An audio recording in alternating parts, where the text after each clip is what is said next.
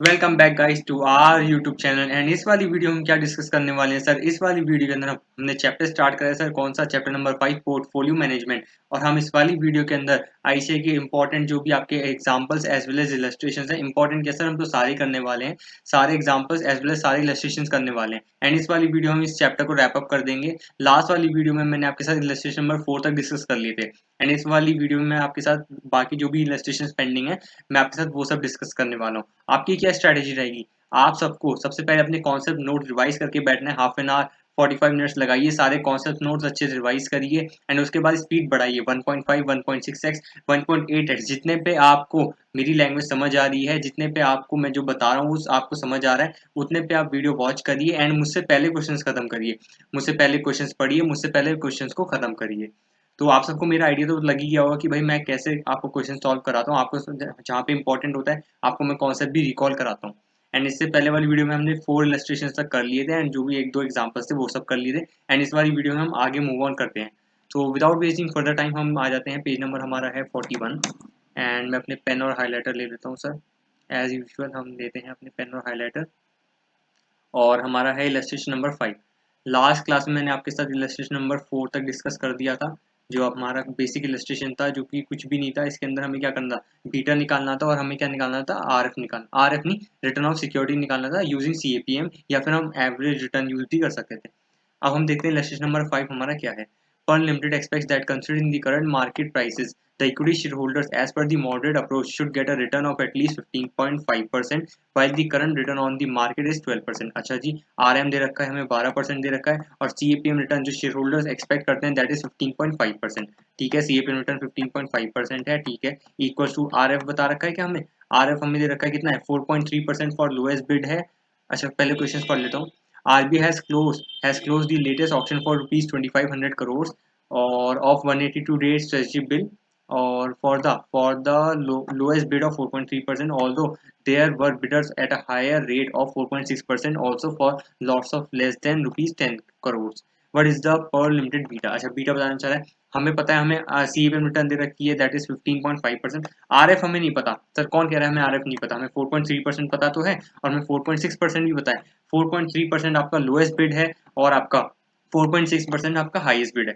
4.3 आपका lowest bid हो गया, 4.6% आपका हाईएस्ट बिड हो गया। तो जब भी आपको दो रेंज दे रखी होती है, आप मैं कहना चाहता हूँ जब भी आपको दो आरएफ दे रखे होते हैं, एक लोएस्ट बीटा और एक लोएस्ट आपका आरएफ और एक आपका हाईएस्ट आरएफ, तो आपको क्या करना होता है, आपको दोनों रेट्स का एवरेज करना होता है that is 4.3 plus 4.6 divided by 2। आपका 4.45 आपका आ जाएगा आपका आरएफ और प्लस बीटा ऑफ सिक्योरिटी तो हमें पता है ही नहीं, इनटू में आरएम कितना है 15.5% माइनस में आरएफ कितना है आपका 4.45%। तो ये आपको क्या करना था, आपको सीएपीएम वाली इक्वेशन में सब कुछ फिगर्स आपको पुट करनी थी। आपको देखो इन्होंने भी ये करा होगा, एप्लीकेशन ऑफ सीएपीएम वाली हमें इक्वेशन लगानी है। 15.5% हमें दे रखा है, आपके क्या डिजायर्ड आपकी रिटर्न है फॉर इक्विटी शेयर होल्डर्स, और 4.45% हमने क्या करा है, आरएफ निकाला है that is average of the two rates that is lowest as well as higher as well as the highest. आपको सिंपल एवरेज करना है और प्लस बीटा इंटू में R M minus R F. R M आपको 12% पता ही था, R M आपका 12% था, यहाँ पे मैंने 15.5 लिख दिया, 12% है। आर एम आपका 12% है और माइनस आपका आर एफ। इस तरीके से जब आप सॉल्व करेंगे आपका बीटा आ जाएगा, कैसे आएगा, 12 माइनस में 4.45 और 15.5 माइनस में 4.45 डिवाइड बाई बी रिकॉर्ड आपका आ जाएगा 1.4635761584 या फिर 1.464 आपका क्या आ गया, बीटा आ गया। तो आपको क्या करना है, वाला क्वेश्चन आपको बिल्कुल भी नहीं देखना है। इलस्ट्रेशन नंबर 5 आपका बेकार है, आपको बिल्कुल भी नहीं देखना है। Moving on to illustration number 6। ये वाला इलस्ट्रेशन है तो इंपॉर्टेंट बट आपके लिए मैंने वाला सेम इलस्ट्रेशन या फिर मैं क्या हूँ सेम क्वेश्चन आपको टेस्ट एंड नॉलेज वाले सेक्शन में मिल जाएगा। तो हमने जब सेम क्वेश्चन वहाँ पे कर रखा है तो ये वाला इलस्ट्रेशन भी हमारा कटने ही वाला है। एंड इनफैक्ट आपका दिसंबर 2021 एग्जाम के अंदर ये वाला सेम इलस्ट्रेशन या फिर क्या सेम क्वेश्चन जो आपका टेस्ट एंड नॉलेज में था वहाँ पे भी आया था हमारा। तो ये वाला क्वेश्चन हम काटेंगे बट मैं आपको तब भी बता देता हूँ इसमें है क्या। ये क्या कहना चाहता है, compute the beta value of the company as at the end of year 2005 what is your observation. अच्छा अपनी ऑब्जर्वेशन हमें बतानी है। फॉलोइंग इन्फॉर्मेशन अवेलेबल है जेके लिमिटेड। अच्छा, जेके लिमिटेड आपकी कंपनी है, उसका इन्होंने बताया शेयर प्राइस बता रखा है, हर एक साल के एंड पे बता रखा है 2002, 3, 4, 5 शेयर प्राइस बता रखा है, और हमें डीपीएस बता रखा है, और मार्केट का भी हमें इंडेक्स बता रखा है, जो आपका निफ्टी सेंसेक्स होता है ना, उसका आपका निफ्टी और सेंसेक्स जो है हमारा मार्केट, उसका आपको क्या बता रखा है, इन्होंने इंडेक्स बता रखा है, और आपको डिविडेंड यील्ड परसेंटेज दे रखी है। अब जो देखने वाली बात है, यहाँ पे डिविडेंड यील्ड परसेंटेज में है, और आपका जो डीपीएस है आपका वो रुपीज में है। दैट मीन्स आपको पता होता है सबसे पहले बीटा निकालना है। बीटा निकालने के लिए हमें दोनों सिक्योरिटीज, या फिर मैं कहूँ एक सिक्योरिटी जो आपका जेके लिमिटेड है, और आपका एक जो मार्केट है, मार्केट आपका, हमें दोनों का रिटर्न निकालना पड़ेगा, वो भी परसेंटेज फॉर्म में।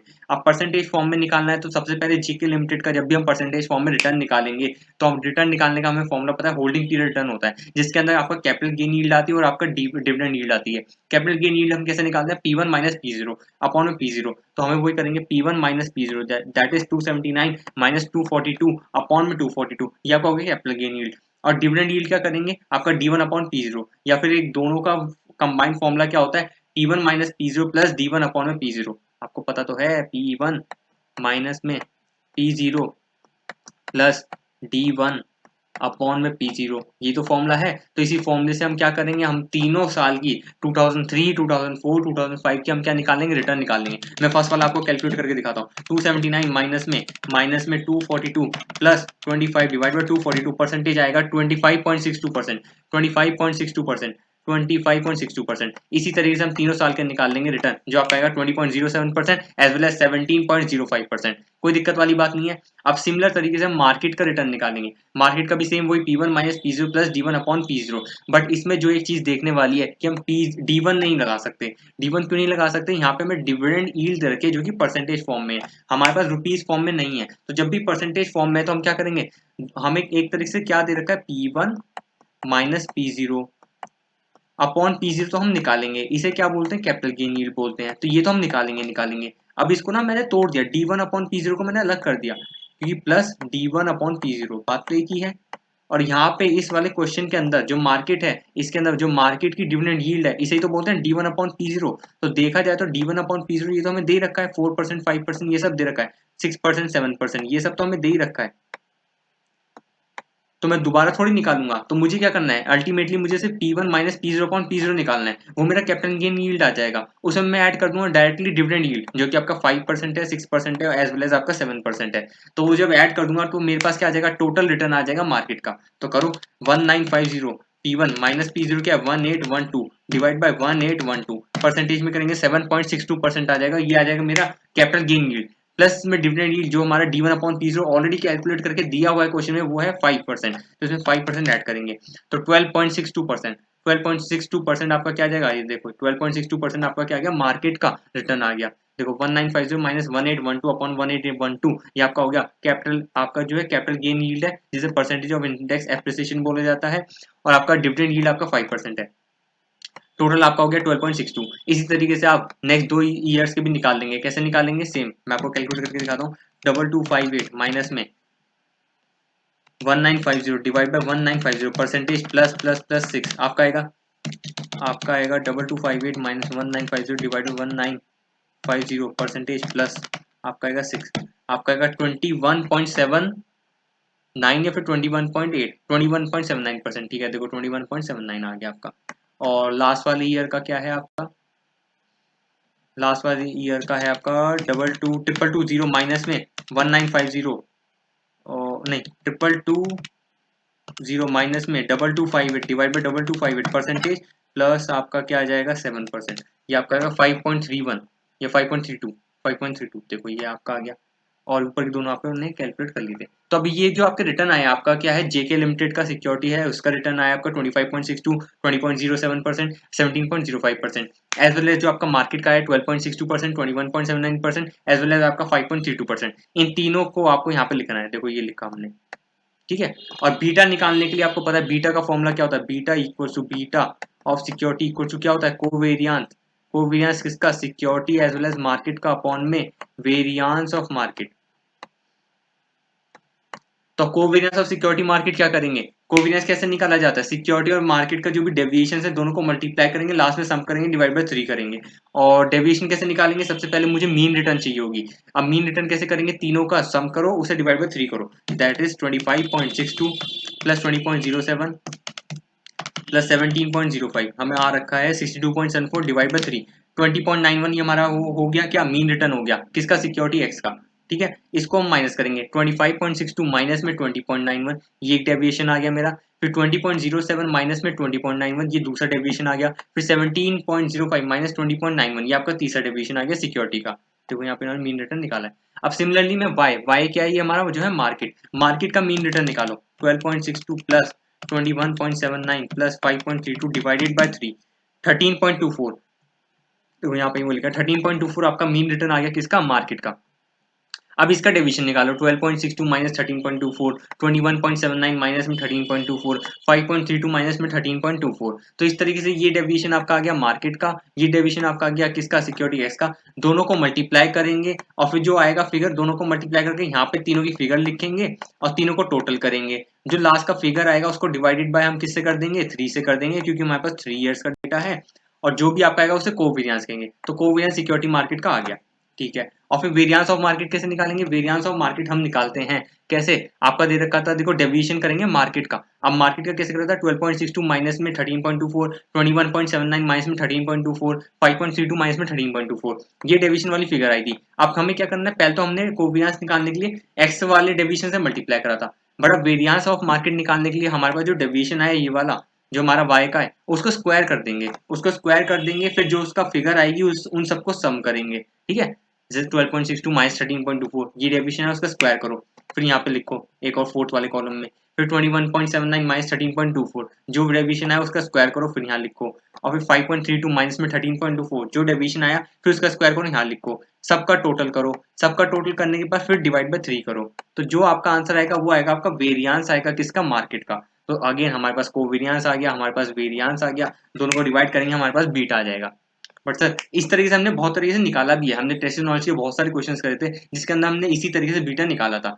बट इंस्टीट्यूट की आदत क्या है, वो आपको इन्होंने किस तरीके से करा है, देखो इन्होंने वो करा है, रिग्रेशन इक्वेशन वाला मेथड होता है, जो आपका इक्वेशन वाला फॉर्मूला होता है। बट अगेन आप कितनी कितनी आप इक्वेशन याद करोगे, आपको इतनी सारी इक्वेशन याद नहीं करनी है, आपको सिंपली बीटा का फॉर्मूला क्या होता है, कोवेरियंस सिक्योरिटी और मार्केट का divide by variance of market. ठीक है, और इन्होंने क्या दिया, रिग्रेशन इक्वेशन दी है, कैसे करते हैं वो, समीशन एक्स वाई माइनस में एन एक्स बार वाई बार अपॉन में समीशन वाई स्क्वायर माइनस में एन वाई बार स्क्वायर, और एक्स बार वाई बार क्या है, ये आपके वो है मीन रिटर्न कैसे 20.91 और आपका 13.24, और समीशन एक्स वाई क्या होगा, एक्स और वाई को मल्टीप्लाई कर दो, देखो 25.62 मल्टीप्लाई बाय 12.62, ये आपका 323.32 आया, उन सबको समीशन करा 851.36 आया। और वाई स्क्वायर क्या है, 12.62 का स्क्वायर जो कि आपका 159.26 है, उसका समीशन करा 662.36। ठीक है, और यहाँ पे इन्होंने फिर क्या करा, यहाँ पे इक्वेशन पुट ही कर दी है, समीशन एक्स वाई का क्या आता है 851.36 माइनस में एन क्या आपका 3 है, और एक्स बार क्या आपका 20.91 है, वाई बार आपका क्या 13.24 है,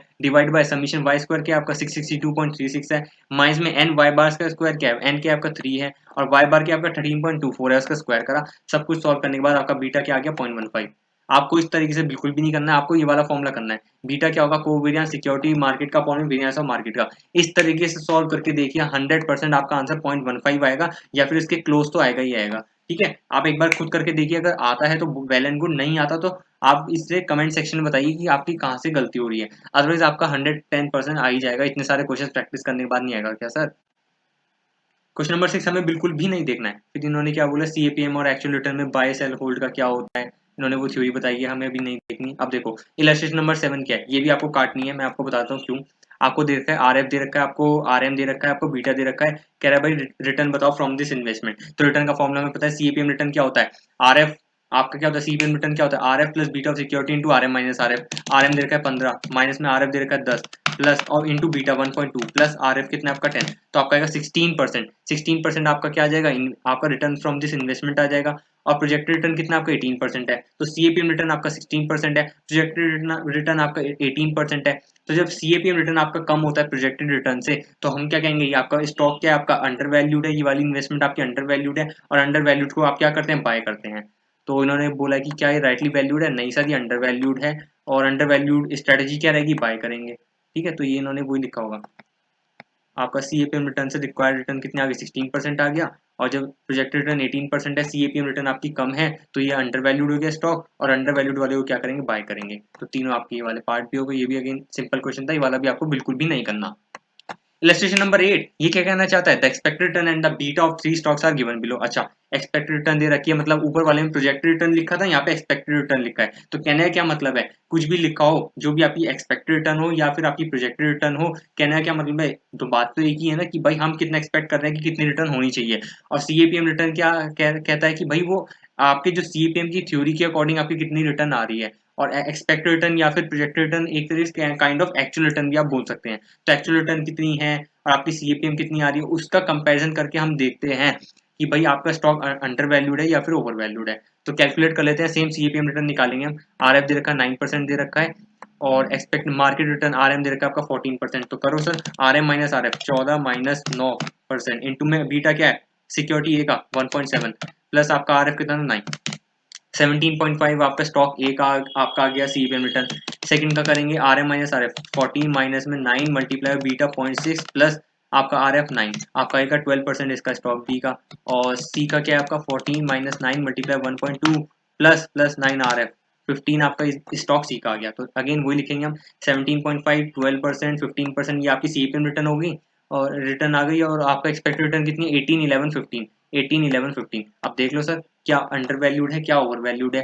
CAPM रिटर्न इसमें फर्स्ट वाले स्टॉक में जो आपका ए था उसमें कम है, 17.5 इज लेस देन 18%। तो जब भी आपका CAPM रिटर्न कम होती है तो स्टॉक अंडर वैल्यूड होता है, और अंडर वैल्यूड वाली चीज को क्या करते हैं, हम बाय करते हैं। और नेक्स्ट वाले केस में सिक्योरिटी बी में क्या है, आपका CAPM रिटर्न 12% है और आपका एक्सपेक्टेड रिटर्न आपका 11% है। तो इस वाले केस में CAPM रिटर्न ज्यादा है, तो जब भी ज्यादा होगा हम उसे ओवर वैल्यूड बोलेंगे और ओवर वैल्यूड वाली चीज को बेच देंगे, सेल कर देंगे। और थर्ड वाले केस में सिक्योरिटी सी के अंदर 15% बराबर है, तो करेक्टली वैल्यूड है, उसे होल्ड करेंगे। आपको सोचो ना, कोई चीज हमारी अगर ज्यादा है, मतलब कम है, आपकी कम है, अंडर वैल्यूड है, अंडर वैल्यूड वाली चीज को क्या करेंगे, किसी का प्राइस कम है तो मैं उसे बाय करूंगा। और कोई चीज हमारी ओवर वैल्यूड है, मतलब उसका प्राइस ज्यादा है, तो ज्यादा है तो उसमें मैं बेचूंगा, ज्यादा वाली चीज को मैं खरीदूंगा थोड़ी, ज्यादा वाली चीज को जिसका ज्यादा प्राइस है उसे मैं बेचूंगा, जिसका कम प्राइस है उसे मैं खरीदूंगा। Done sir. तो अगेन ये वाला इलस्ट्रेशन आपको इलस्ट्रेशन नंबर 8 भी नहीं देखना, बहुत बेसिक इलस्ट्रेशन था, बहुत बेसिक है। इससे बढ़िया बढ़िया क्वेश्चन हमने पीछे करे हैं। एडवांटेजेस CAPM, ये सब आपकी थ्योरी आ गई है,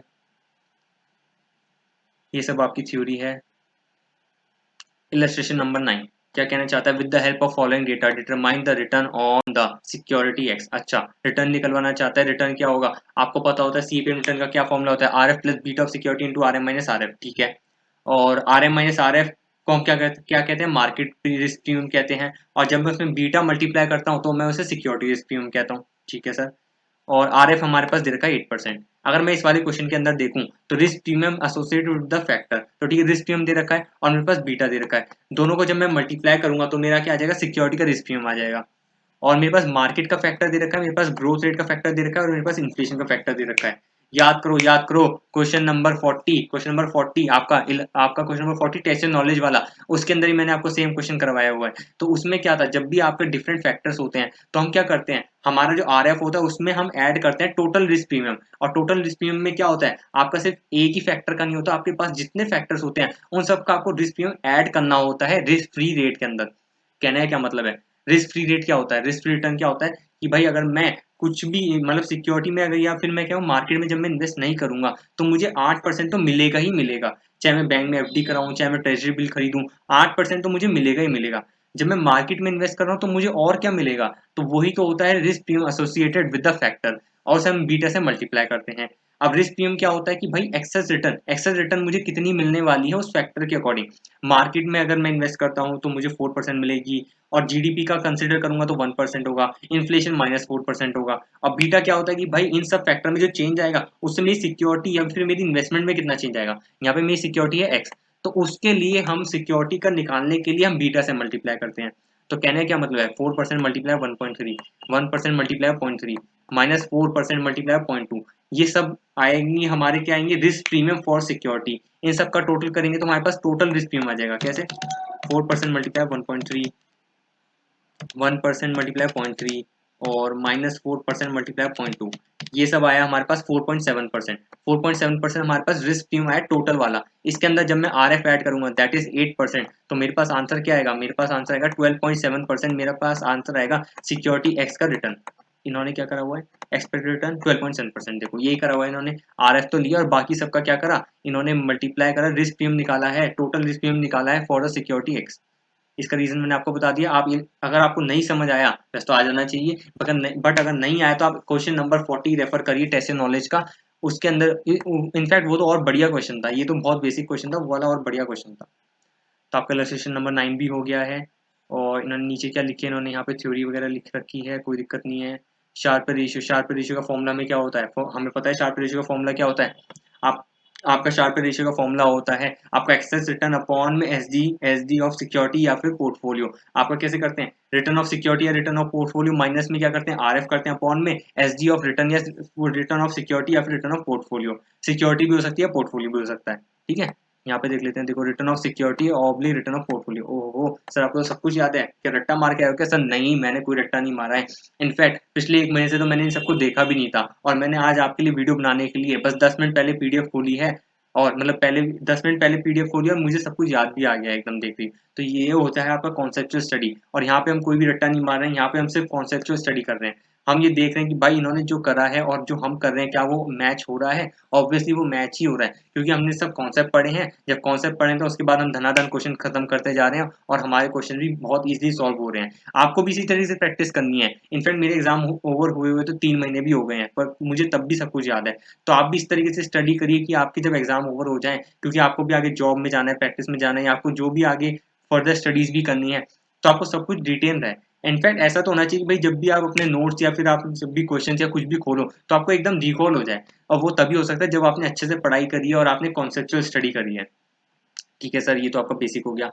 और एक और चीज मैं बताऊं आपको, शॉर्टकट लो, शॉर्टकट एसडी है। अब बहुत बच्चों को कंफ्यूजन ये हो जाती है कि भाई आपका शार्प रेशियो होता है और आपका ट्रेनर रेशियो होता है, किसके अंदर आपका ऊपर न्यूमरेटर तो सेम होता है, दैट इज एक्सेस रिटर्न। आपका क्या होता है, रिटर्न ऑफ सिक्योरिटी या फिर पोर्टफोलियो होता है, माइनस में हम क्या करते हैं, आरएफ करते हैं। ऊपर न्यूमरेटर सेम रहता है। अब डिनोमिनेटर में चेंज आता है, कहाँ पे एसडी लिखना है, कहाँ पे बीटा लिखना है।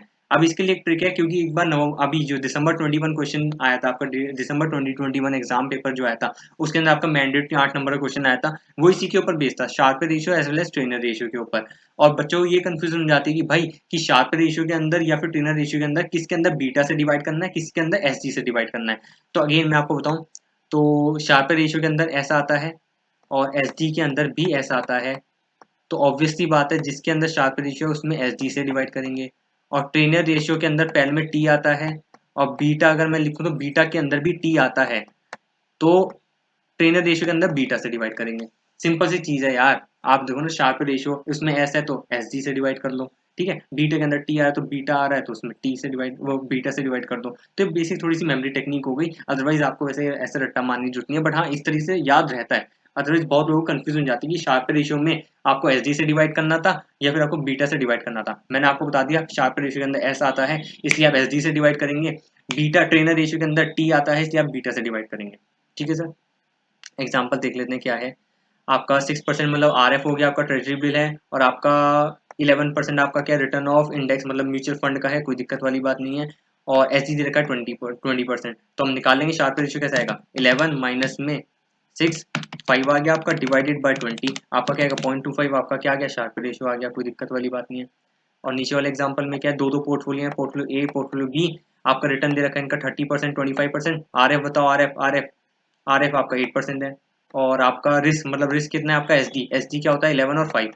तो 30 माइनस में 8 डिवाइडेड बाय 11, तो आपका जगह 2।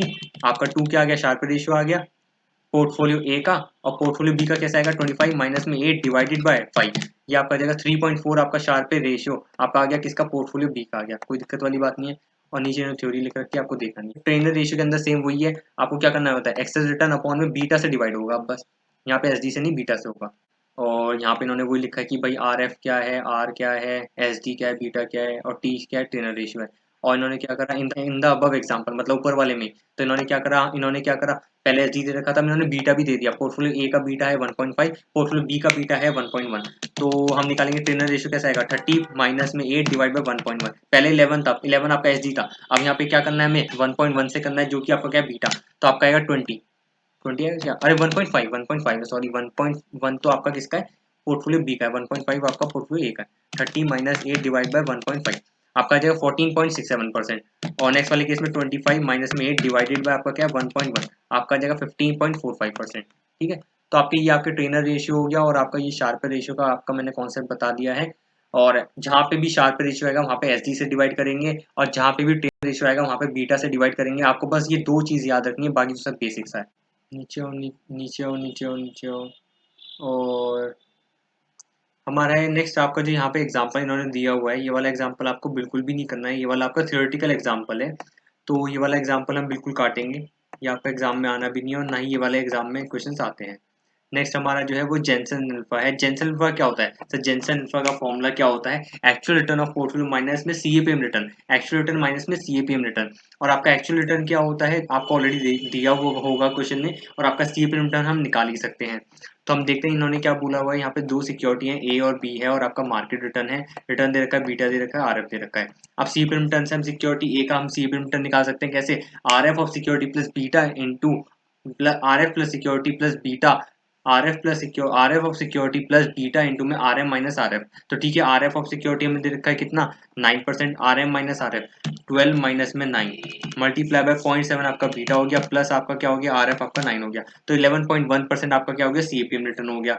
और इसमें मैं जब कंपेयर करूंगा आपका एक्चुअल रिटर्न माइनस में सीपीएम, एक्चुअल रिटर्न कितना 12%, तो आपका 0.9% आपका क्या आ जाएगा, आपका आ जाएगा जेंसन अल्फा। और इसे अगर मैं न्यूमेरिकल टर्म्स में देखता हूँ तो 0.009 आ जाएगा, तो वो इन्होंने लिखा है 0.009।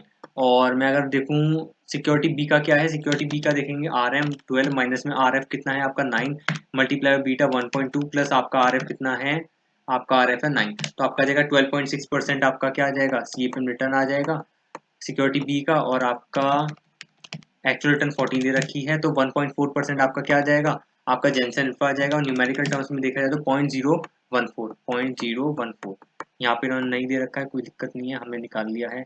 शार्प एक ऑप्टिमल पोर्टफोलियो ये आपको नहीं करना है। इस इनफैक्ट इसका एक क्वेश्चन बढ़िया सा मैंने आपको टेस्ट एंड नॉलेज वाले सेक्शन में कराया हुआ है, जिसके अंदर 4-5 स्टेप होते हैं, तो हम ये वाला बिल्कुल भी नहीं देखेंगे। यहाँ पे इन्होंने यहाँ पे बस कॉन्सेप्ट लिखा हुआ है, आप प्लीज रेफर करिए वाला क्वेश्चन जो मैंने आपको पहले वाली वीडियोज में करवाया हुआ है।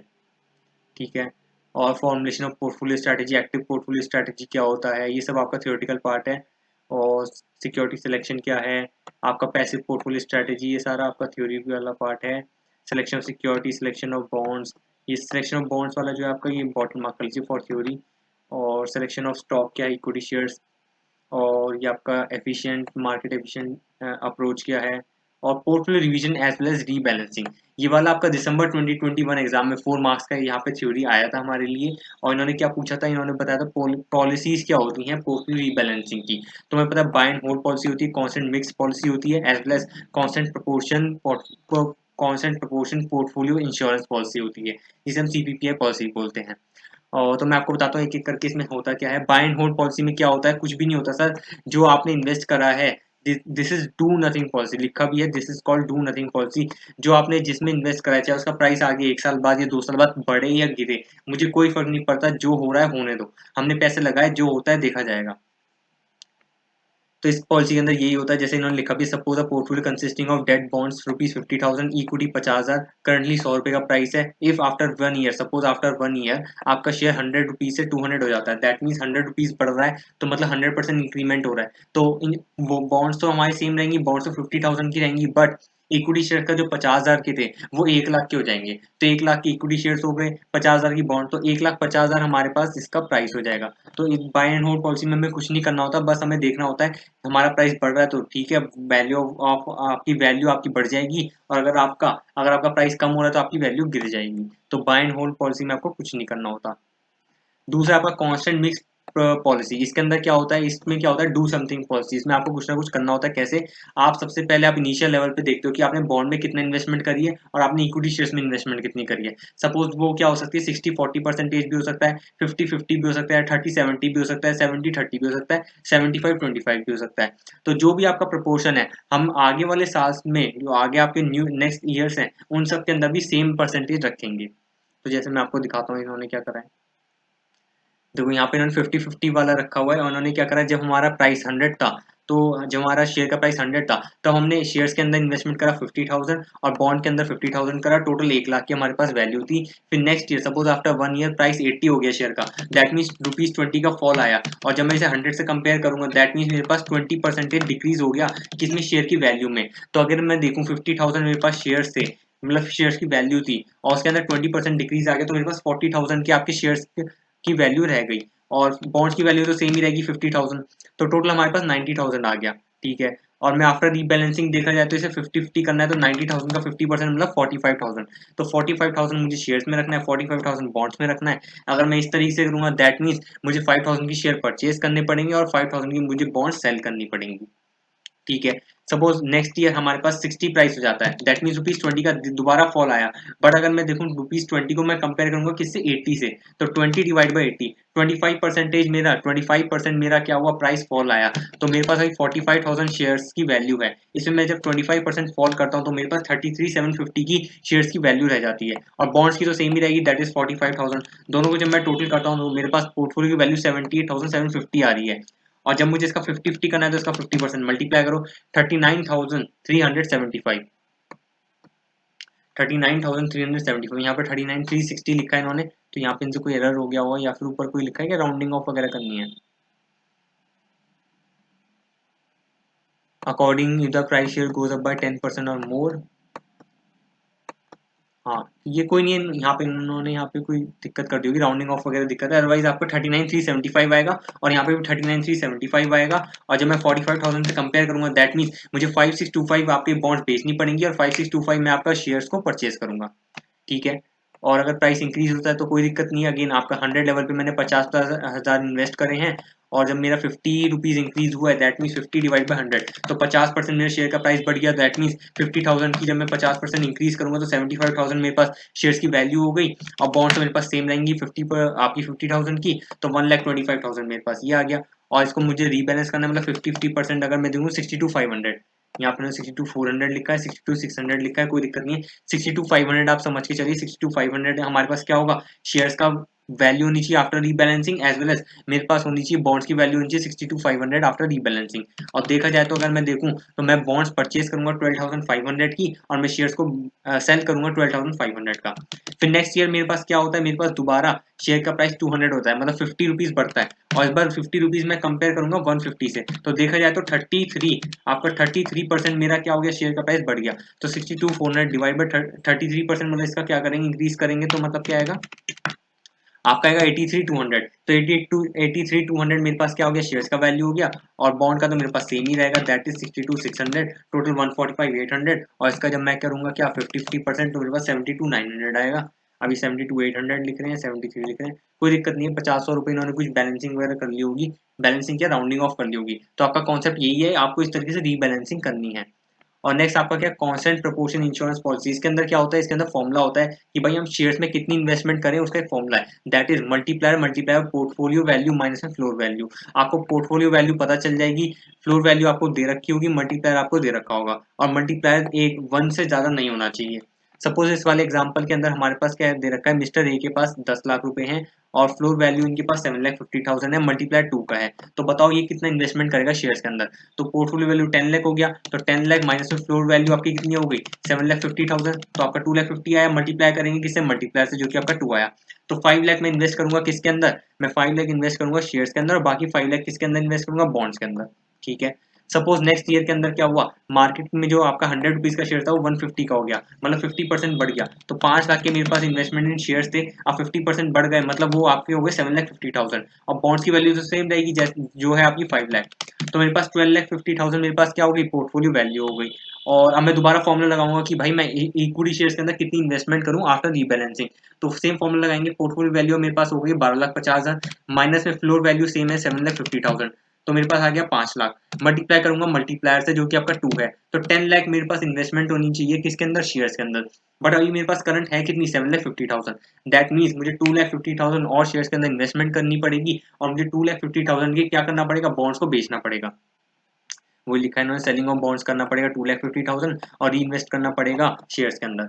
सपोज दूसरी सिचुएशन होती है 100 से 80 हो गया, अगर 100 से 80 हो गया मतलब 20% फॉल हो गया, तो 5 लाख के जो मेरे पास शेयर्स की वैल्यू थे, अगर मैं उसमें 20% फॉल करता हूँ तो मतलब वो 4 लाख के रह गए, और मेरे पास बॉन्ड्स तो सेम है 5 लाख की, तो टोटल मेरी पोर्टफोलियो वैल्यू हो गई आपकी 9 लाख की। अब दोबारा फॉर्मूला लगाओ कि भाई शेयर्स के अंदर कितना इन्वेस्टमेंट करनी चाहिए, तो 9 लाख की 9 लैक्स की आपकी क्या हो गई, आपकी पोर्टफोलियो वैल्यू हो गई, माइनस में आप 7,50,000 फ्लोर वैल्यू, मल्टीप्लाई करेंगे मल्टीप्लायर से जो कि आपका आएगा 2 और तो मेरे पास 3 लाख आपका क्या आ जाएगा, शेयर्स में इन्वेस्टमेंट करनी है। अभी करंट में है कितनी, 4 लाख, करनी कितनी है, 3 लाख, तो 1 लाख क्या करूंगा, शेयर्स में बेचूंगा और क्या करूंगा, बॉन्ड को परचेज करूंगा।